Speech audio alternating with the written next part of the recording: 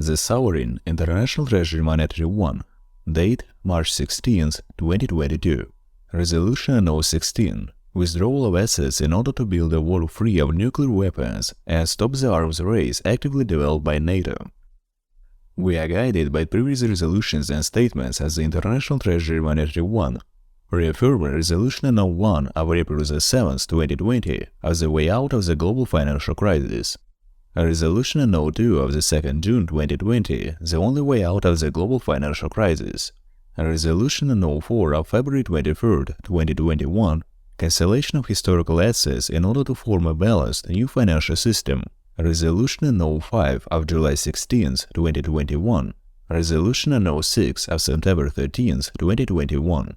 Resolution No. 7 of October 1, 2021. Resolution No. 8 of December 21, 2021.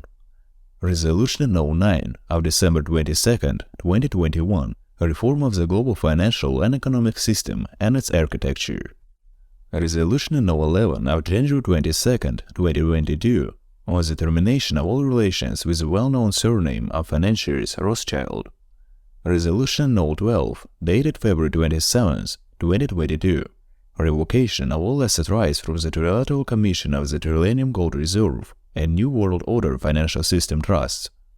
Resolution No. 13, date March 1, 2022, determining the role of the State Bank of the USSR in the structuring the global, financial, and economic system and its architecture, activating new functions.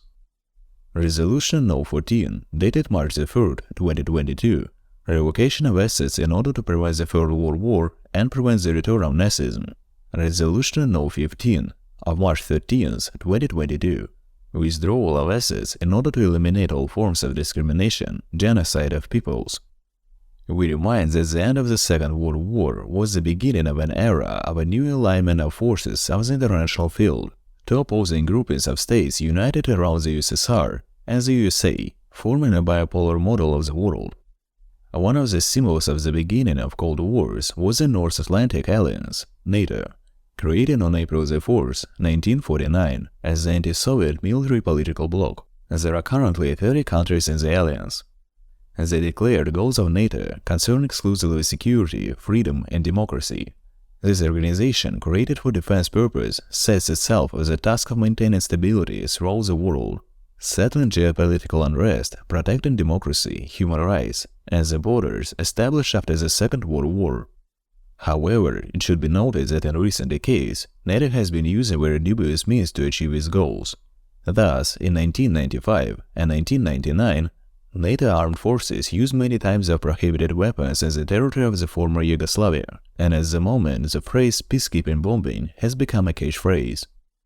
NATO is also interested in the countries of Central and Central Asia, the Middle East and Africa. NATO traditionally considers the Soviet Union, Russia and China to be its adversaries. Today they will not remember, but in 1954 the USSR applied for NATO membership, but the application was rejected. The North Atlantic Alliance was originally created precisely as a counterbalance to the powerful Soviet Union. Paying attention to the terrible arithmetic of NATO operations, since its inception, more than 3 million people have been killed by NATO armed forces as a result of 60 invasions of sovereign states. The list of crimes against countries, peoples, is so long that the Nuremberg trials can consider these crimes for decades in order to bring those responsible to punishment. Please note that the echo of the war crimes of the Ukrainian security forces still reaches the Donbas, the result of regular shelling of settlements with the use of indiscriminate lethal weapons with the death and injury of thousands of Russian-speaking civilians. The intent to destroy genocide inhabitants of Donbas is obvious. This is evidenced by spontaneous common and marked graves forcibly formed outside specially designed places. In October 2021, 5 such mass graves were discovered in the region of Peromaisk, the Luhansk People's Republic, of which the remains of at least 295 civilians who died as a result of shelling by the Ukrainian security forces in 2014 were exhumed.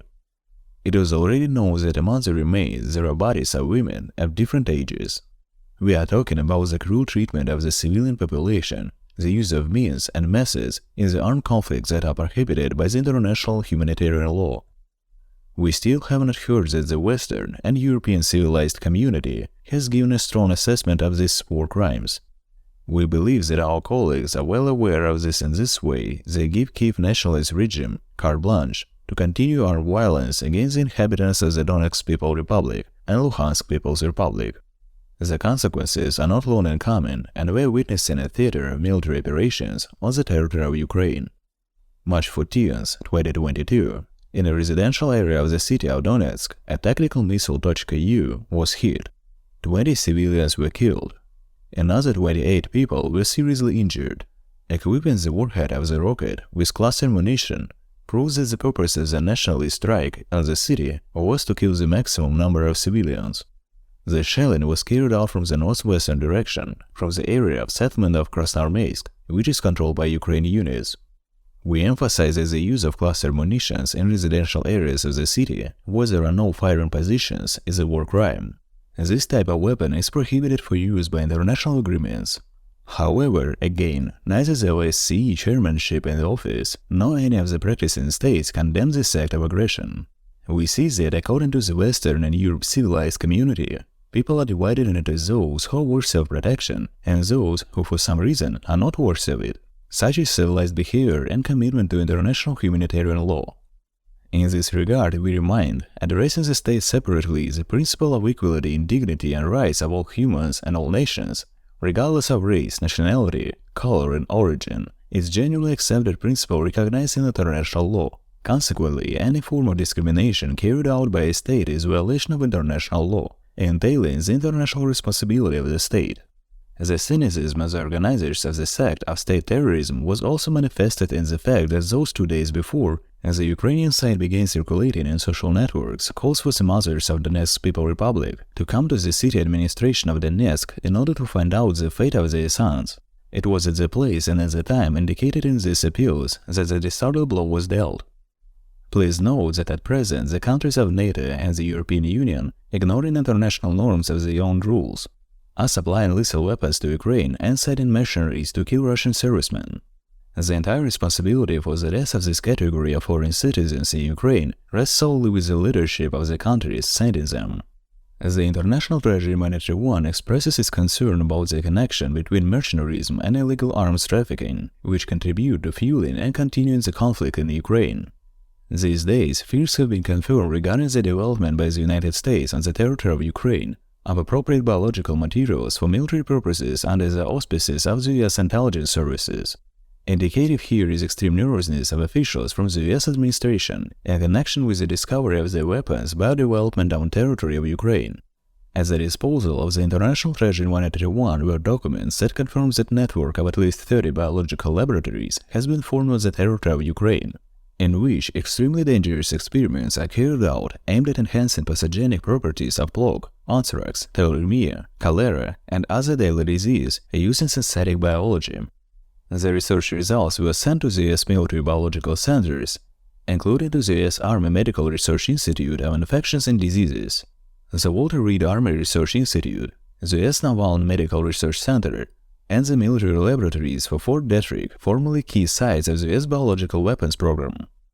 In practice, the U.S. implemented program of so-called reform of the Ukrainian healthcare system has led to the increase in the incidence of especially dangerous infections among Ukrainians, including rubella, diphtheria, and tuberculosis. The incidence of measles has increased more than 100 times. With high degree of probability, we can say that one of the tasks of the United States and its allies in Ukraine was the creation of bioagents capable of selectively affecting various ethnic groups of the population. The International Treasury Monetary One recognizes that even wider degree of agreement and cooperation between countries is required to effectively address international problems. The International Treasury Monetary One implemented Resolution No. 11 of January 22, 2022, on the termination of all relations with the well-known surname of financiers Rothschild. Resolution No. 12, dated February 27, 2022, revocation of all asset rights for the Trilateral Commission of the Interlatinum Gold Reserve on New World Order Financial System Trusts. Resolution No. 13, dated March 1, 2022, determining the role of the State Bank of the USSR is restructuring the global financial and economic system and its architecture, activating new functions. Resolution No. 14, dated March 3rd, 2022, revocation of assets in order to prevent the Third World War and prevent the return of Nazism. Resolution No. 15 of March 13th, 2022, withdrawal of assets in order to eliminate all forms of discrimination, genocide of peoples. Continue actively blocking all system access codes for accounting, distribution, and control assets that these groups and all the affiliated organizations, banks, companies had. Strives to create conditions under which all states will be able to use their resources to solve the task of improving the well-being of their peoples without fear of any coercion, threat, or use of force. The International Treasury Monetary One notes a growing interest and increased desire for the detente in recent years. Convinced of the urgent need for additional efforts to expand this trend so it covers all areas of the world and contributes to the settlement of outstanding international problems by peaceful means through the participation and cooperation of states. The International Treasury Monetary One recognizes that the continuation of policy of confrontation and rivalry between states or group of states is incompatible with the detente of international tension. The International Treasury Monetary One reaffirms the indivisibility of the world and security in all areas of the world and the growing interdependence between countries and therefore strives to achieve the elimination of all sorts of political tension and friction. The International Treasury Monetary One is convinced that confidence-building measures could contribute to diffusing international tensions. The International Treasury Monetary One is also convinced that progress and negotiations on arms elimination and disarmament, especially in the field of nuclear weapons, and the elimination of the threat of war are of great importance for the continuation of detente and the further development of friendly relations between states. The International Treasury Monetary One is convinced that the establishment of fair and equitable economic relations between states is an important condition for true and lasting peace and harmony between countries. The International Treasury Monetary One is also convinced of the need to eliminate all forms of aggression, foreign occupation, and interference in the internal affairs of the states, to ensure respect for human rights and the need to eliminate colonialism through the free exercise of the right to self-determination, eradication of racism and apartheid, as well as other forms of injustice. The International Treasury Monetary One, guided therefore by the need of all states, based on highest interests of peace and future of humankind, intends to continue efforts towards a further detente, developing better relations between countries, and for these purposes, following the implementation of the task set, has come to the final and irreversible solution, and introduces the following solutions. We withdraw all rights to assets that were previously transferred under management and disposal in the following countries, organizations, groups, persons, placed in central, national, and/or state banks, commercial banks, in different countries around the world. NATO, North Atlantic Treaty Organization, North Atlantic Alliance. AUKUS, Trilateral Security Pact between Australia as a Kingdom and the United States. We activate the blocking of all system access codes for accounting, distribution, and control, which these groups and their affiliated organizations, banks, companies had.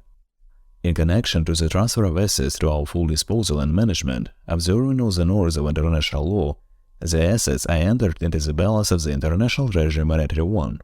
In this regard, we strongly recommend starting the procedure of removal from the balance of these assets and all securities forming the basis of these assets, and gradually begin the liquidation of valid and fit financial resources received during the period of using these assets. There is no possibility to consider the preservation of formed securities, valid and fit financial resources, on the basis of assets that have not been put in use and have not been sent to social projects up to this point. Likewise, consideration of proposals is impossible. From the moment of receipt of this notification to make the necessary system notifications in the global financial system within 48 hours, in order to notify all banking and interbank organizations in a timely manner, we instruct your esteemed organization. We remind that any actions using the above assets for the purpose of monetization in the financial system are a crime and a personal and individual responsibility of persons, officials, and bank officers who commit these crimes. We remind that in order to prevent fraud and deception of bona fide subjects of law, it is prescribed to transfer the register of documents for entry into the liquidation memorandum for the purpose of accounting, analysis, and evaluation of the integrity of ex-guardians, ex-holders, and ex-managers of the right to manage historical assets of the global financial system. We remind that sacred rights of the guardians and the above assets have been revoked, and any actions contrary to the resolution of the International Treasury No. 4, dated February 23, 2021, The cancellation of historical assets in order to form a new well-balanced financial system will have immediate, inescapable, sacred and obvious consequences for the guardians with manifestation in the material world. The International Treasury Monetary One declares its determination to identify bank accounts, assets, and actively block all system access codes for accounting, distribution, and control of assets that the groups and their affiliated organizations, banks, companies had in order to eliminate the causes of consequences of international tension in order to promote peaceful and speedy settlement and resolve international problems, and seek to eliminate both the causes and the consequences of international tension in a manner that relations between all states may develop in the direction of cooperation and friendship with the view of preventing the occurrence of situations that could endanger international peace and security. Firmly adhere to and promote the implementation of universally recognized principles and declarations aimed at strengthening international peace and security, and developing friendly and cooperative relations among states, as well as fulfill their obligations to provide financing for sustainable development arising from multilateral treaties and agreements that serve to achieve these goals. To strengthen the role of the International Treasury Monetary One as one of the main instruments in the maintenance of international peace and security, by strengthening the organization's capabilities in the field of ensuring and maintaining peace.